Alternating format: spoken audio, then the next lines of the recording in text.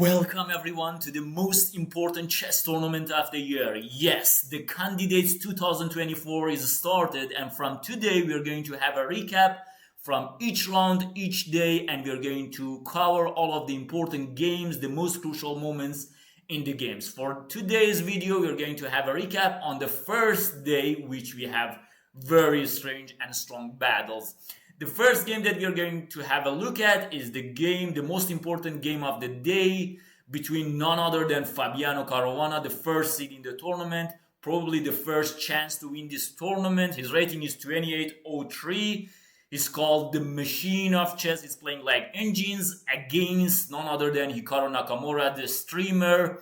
Probably the second chance to win this tournament. Magnus Carlsen said that these two guys are the most probable guys to win this tournament. Fabiano Caruana started this game with pawn to e4. So what does Nakamura reply in this game? He replied with pawn to c5, the Sicilian defense. This is not what I was expecting. I was expecting that Hikaru plays something like e5 and he's going to play something like,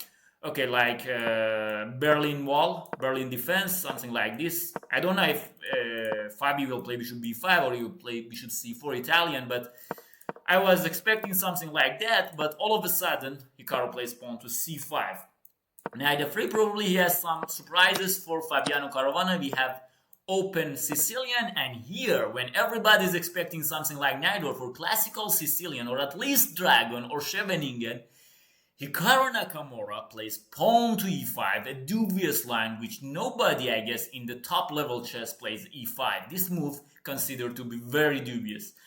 You know, in neither variation they play a6 to, for example, meet bishop b3 with e5, and now we don't have any kind of bishop to b5 infiltration. So why e5 in this move? Because he probably wanted to surprise Fabi, because Fabi, as you know, he's very prepared. He's probably the most prepared guy in this tournament, and he plays bishop b5. And you know, in this position they said that black is going to lose the light squares. If he plays bishop d7, then white trades. For example, something like this, and then white can play something like knight d2, and later on these light squares will be weak, and the light square bishop from black side is missing in this position. So black cannot play bishop d7. In this game, Hikaru played knight d7. He has lots of preparation. Knight f5, attacking g7 and d6, and most importantly d6, a6.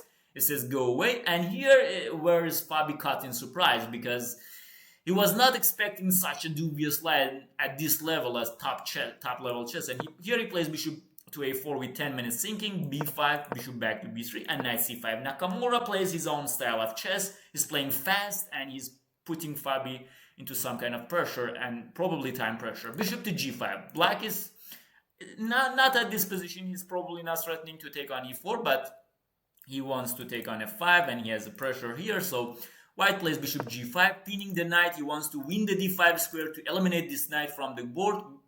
Here black cannot tolerate anymore this knight, and he takes it. He takes f5, bishop to e7, defending this knight on f6, and here takes, and short castle. White is going to say, okay, I'm going to control the d5 square, and here you know what is the worst move in this position for black is to take knight takes b3. If he takes on b3, then after a takes b3, for example, after castle, knight d5, we have a good knight versus bad bishop, and this is over. White will play c4. He has a pressure on a6. This d6 pawn is weak. This bishop is dead, is very silly in this position. So black will not exchange this knight to this bishop, but he plays e4. A very committal move by Hikaru Nakamura. It's where modern chess is coming. Computers changing everything in these days. If you show this position to, for example, a grandmaster from 40 years ago, 30 years ago, and you say to him, okay, what is your estimation of this? What is your analysis and what is your estimation of this position? They will tell you, okay, this position is clearly winning for white, probably, because white has a great domination on the light squares. But here, you know, this kind of little moves will tickle white, and now he should make a decision. Black is going to take on c3 in this position. You cannot move your knight because bishop takes b2 comes, and then he will just come back to f6 probably. So if you play something like rook b1, he will take it, and then he has a good knight versus bad bishop. Probably not a bad bishop, but your pawn structure will be bad. So white needs to make some decision. I was wondering about queen d5, but even queen d5 in this position after castle, knight d4, knight d4, queen d4, it's similar to the game. It's completely similar to the game. Something like this happened in the game. And Fabi, with his classical understanding of chess, after e4, he just took on e4. He just took on e4 and says, you know what, I'm going to trade the knights. After takes back, rook e1, black cannot play d5 because we will take it, so he castled, and after rook takes e4, bishop takes b2, we have this position on the board. I was expecting some kind of bishop b5 to have a wooden shield on the board, not like this, as Hikaru is mentioning in his videos, to have a wooden shield on e5 was good, but probably he was afraid of something like f4. So he goes back to f6, and here we have queen d5 dominating the light squares. This kind of position is plus equal mode positions. The only guy that can win this game is white for sure, but yes, he's going to have a pressure on the f7 pawn, d6 pawn is weak, a6 pawn in some kind of cases is weak. For example, after rook c8, Fabi plays queen to b7. And you know what? We have like 40 minutes time advantage, 45, almost 45 minutes time advantage for Hikaru Nakamura. So he's making a lot of pressure on Fabi. And in this position, Hikaru Nakamura decided to go for the attack and attack this pawn and to sacrifice this pawn. Of course, he will take back this pawn. But engines shows that d5 in this position was the best move. If white is gonna trade, then this will be a very simple draw for black with no problem. Bishop d5 is also not good. But Hikaru is probably afraid of rook e2. And after rook e2, he was afraid of, for example, something like rook d1 coming and taking this pawn. For example, this can be reached, this end game can be reached, and probably for engines it's very easy to hold it, but for humans it's not that easy. It's not, yes, it's correct that we have opposite colored bishops, but it's not that easy. You know, white going to play king g2, rook d3, and putting pressure. For example, this is type of positions that Magnus Carlsen is in love with. So Hikaru is deviating from this line by playing rook c5 to attack this f5 pawn, and here we have queen takes a6, rook takes f5, and rook to d1. White is keeping the dominating position and is putting pressure on the light squares. Black plays d5 and rook to b4, attacking this pawn. If white will manage to win this pawn and suddenly winning this pawn, then he have a passer on this side and he will win. In this position, Hikaru Nakamura plays bishop to c3 with a very strange idea in his mind. Computers suggest queen to e7, and after rook takes b5, rook takes b5 is not possible because queen e2, black will win. After rook f1, rook takes f2, rook takes f2, bishop d4, black is checkmating white. So for example, some line will be like this, and this is checkmate. So white cannot play like this, so after queen e7, white will take with the queen, and after bishop c3, white will play rook a4. If you're wondering about rook g4, then I can just tell you that after bishop e3, this rook after f4 will be out of the game. For example, h5 exists and black can win this pawn. So rook g4 is not a good idea, but after queen e7, queen takes b5, bishop c3, rook a4. What Hikaru was probably missing is after bishop e1, f4, which engine suggests bishop d2 is the move. And after bishop d2, black has some bishop. It cannot be taken because of queen e1. It's a very complicated position. Still, white is better according to engines, especially king f1. I mean, this is beyond my understanding of chess, so I cannot just tell you which way black thought about this game, but clearly it was not what he liked, and he just went to play bishop to c3 and attacking this rook, and after rook takes b5, he is playing a brilliant chess move, rook takes f2. Computers didn't like this move so much, this line in general, but it's a very funny line. Black is what they said in the press conference after the game, I think that Fabiano Caruana completely missed this idea.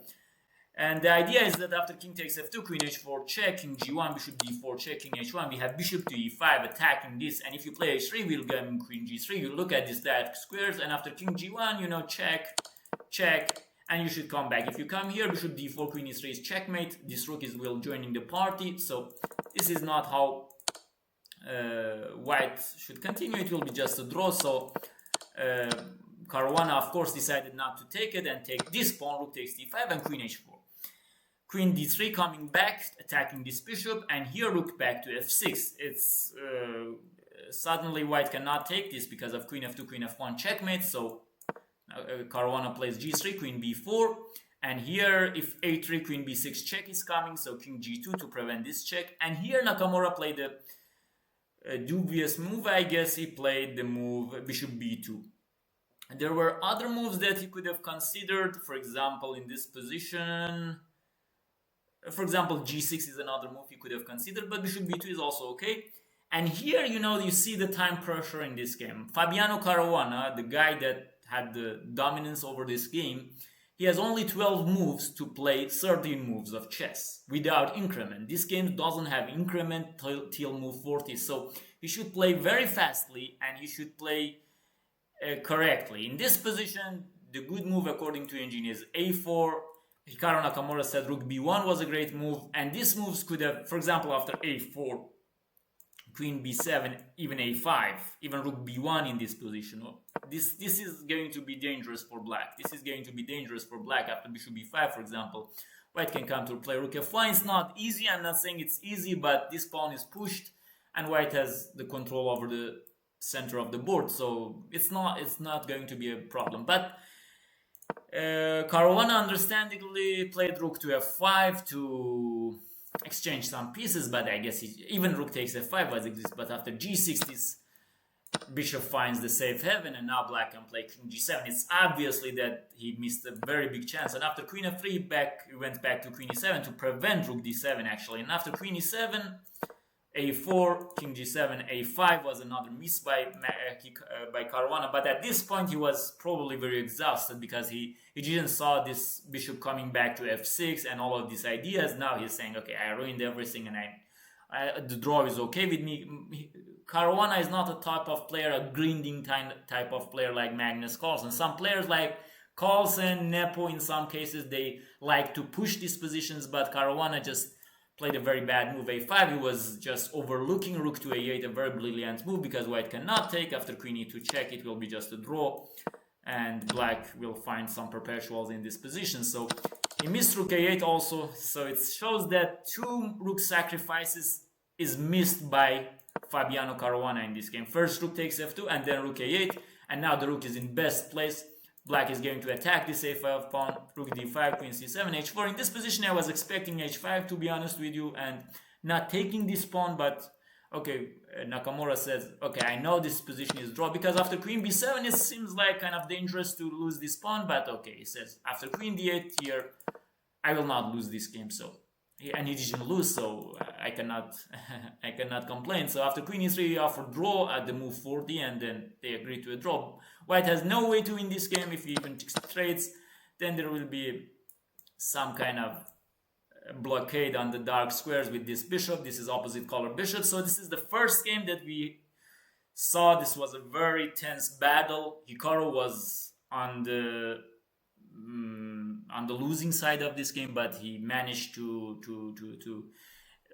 be able to back in the game and back in the tournament. It was a good result for him. Drawing with black pieces against Fabiano Caruana, it's a very hard thing to do this in this tournament, believe me. So we will see what happens for them. Now let's go and have a look at other games also. So for each day we are focusing on one game and we will show quickly the other games. The next game that we are going to see is between Nijat Abassov and Jan Nepomniachtchi.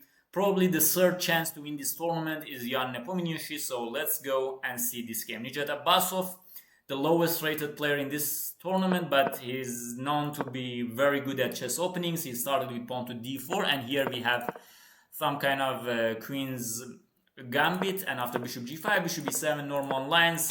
Here Nepo decided to play this queen's gambit accepted line and to put pressure on the center. Probably he wants to transpose into some kind of isolated queen pawn, IQP. Knight f3, cd, ed. And I recommend you that if you play against a weaker player against you and you want to play for win, play these IQP positions with black, especially this queen's gambit accepted, like d takes c4 and then c5, c takes d4, is creating a very important imbalance in the position, and the weaker player can go run. And after rook e1, he plays a6. He wants to expand on the queen side. And after rook c1, b5, bishop b3, bishop b7. A very healthy position for black right from the start of the move 13. He is trying to play knight a5, knight b4. A very good position in the IQP. And here Nijat Abassov says, you know what, I'm afraid that I'm going to lose this game, and so let's go and just bail out and simplify the position. He plays bishop takes f6. A very quick decision also, after 2 minutes of thinking, he plays bishop takes f6 and d5. He's just trying to say, okay, I'm going to have a draw in this game. I'm playing against Nepo. He's very dangerous, especially with weaker players. And knight a5, very strong move, attacking this, and white is in a lot of pressure, so he plays knight takes f6 and queen takes f6, and luckily for white, he had queen d4 in this game. If he hadn't had queen d4, I guess bishop takes f3, threat knight takes b3, rook d8 is coming, and white is in great danger in this position. So he plays queen d4 to bail out in this position, and after queen takes d4, rook d8, rook d1. Okay, Nepo had some advantage, but Nijat Abassov was playing good, and in this position they accepted to have a draw. The next game that we are going to see is between Alireza Firouzja and Pragnannanda, two prodigies of chess. They're very talented and probably the future world chess champions, and let's go and see their battle. Alireza kicked off with e4, e5. We have the Spanish. In the past year, Alireza played mostly the Italian, but in this game he played Spanish, and we have the open Spanish like Viciana, and he played in open Spanish against Alireza Firouzja. And here we have the main lines and in open Spanish, bishop c2 putting pressure on this knight, and here black finds a space to play bishop g4 and play knight takes e5. So queen e1, attacking this knight on e4. If bishop f3, gf3, then for example, this position happens, then white has a very good initiative with two bishops, and f4 is coming, king to h1. Black is in trouble, I guess, in this position. So both players are in their prep. He plays knight c5, knight to d2, knight d6, and here comes the surprise king to h1, a very strange move. White probably wants to play knight g1 with the idea f4, f5. This is a very interesting idea by Alireza Firouzja. It's played once more, but for this level it hadn't been played till this game, and it was a novelty at this level. Bishop h5 played by Prag. He's probably want to play bishop g6 and to challenge this bishop on this diagonal. Knight to b3, bishop takes f3. Here Prag says, you know what, I'm going to exchange this knight because you're trying to play knight d4. In the previous game, white played h3, which was not a very good idea, but knight b3, Alireza is threatening to play knight d4, f4. Prag says, okay, I'm going to give you to two bishop, and white now is threatening to play f4. So black has to play bishop g5 to prevent it. Rook g1, putting pressure, regrouping the knight to d3. White is threatening to play knight d3, f4, and that's a very good pressure on the g5 actually. But black plays queen h4, he activates his queen, rook to g4, queen h5, and knight d3, defending this pawn, castle. Here is the position that Alireza goes wrong. Engine says queen e3 was the better move to put your queen on the dark squares, to control these dark squares, especially in some cases knight to c5, and you're planning to play rook g1 and f4. Okay, it's very hard to understand which move was correct during the game. Alireza just played queen e2 to play rook g1. Probably he has an eye on this queen on h5, undirectedly of course. f5, well-timed f5 by Pragnannanda. He strike in the center. Now, if this rook moves, then black has a very good position. So he takes, and now f4 by Alireza. As you can see, both players have 1 hour and 10 minutes. Rook h6, checkmate is coming, f3 defending it, rook f8, and here queen f2. Alireza spent like 40 minutes on this move. It was a very 35 minutes on this move. It's a very hard move to find, but I guess Alireza finally came to the conclusion that I should put my queen on the dark squares to have some control, because my bishop is controlling the light square, so probably queen f2 with queen g1, or in some cases I'm vacating the e-file to my rook, so queen f2, rook f6, rook e1, queen f7. Prag played very, very excellently in this game, queen g3 and rook h5, and now all of a sudden black is slightly better, is trying to play g6, in some positions knight e7, knight f5, a4 coming by Alireza with 12 minutes on the clock for the last 13 moves that he should play. He plays a4, he's just complicating the matters on the queen side, and here rook f2, h6, attacking this guy, and here in this position, Alireza, I guess rook e2 is the only move. Yeah, engine is also suggesting h4, but for me, h4 doesn't exist in this position because the king will be weaker, but For rook e2, you spend like 7 minutes out of his 12 minutes. It's a very long thing, but I don't know why he thought that he done that. Rook h3, probably he just wanted to deceive his opponent, to make him rush in the game in time trouble, because you know sometimes when you're in time trouble your opponent makes mistakes. Queen e1, putting some threats, and here probably knight f8 or even king f8 to defend the e8 square, or queen h5. These moves were better, but Prag says, you know, I'm going to take it, I'm not going to buy your ideas. But knight c5, a brilliant move by Alireza Firouzja, attacking this knight. You cannot take it, rook e8 check is coming, so you cannot take this knight. So what can you do? I was wondering about knight f8, but suddenly Prag plays queen h5. Engine says it's wrong, but white should find the best idea. The best idea in this position is rook eg2. A very hard move to find, because there are other moves, because Alireza first thought about knight d6, and when you first see this move, then you cannot calculate any other move. Rook eg2 is good, and you know, after knight d5, the only move for black to stop this line, to stop this queen working. Knight d5 takes, and now queen f7 threatening check, bishop d3, knight takes c5, rook takes g7, take queen g1. It's a very strange line. At the end, white is going to win this position probably because of this check. I mean, it's a very complicated thing to see in the time trouble, but especially for black. But Alireza saw, okay, knight d6, queen d4, knight g5. This is going to be finished. I have a threat of rook e8 and there is no defense for it. And if rook takes f4, rook e8 check, rook f8, can you see white's winning move in this position? If you see it, and if you watch the video till here, please write your comments here, because this is the only move that wins, and both players in tremendous time trouble, they saw it. Queen to f2.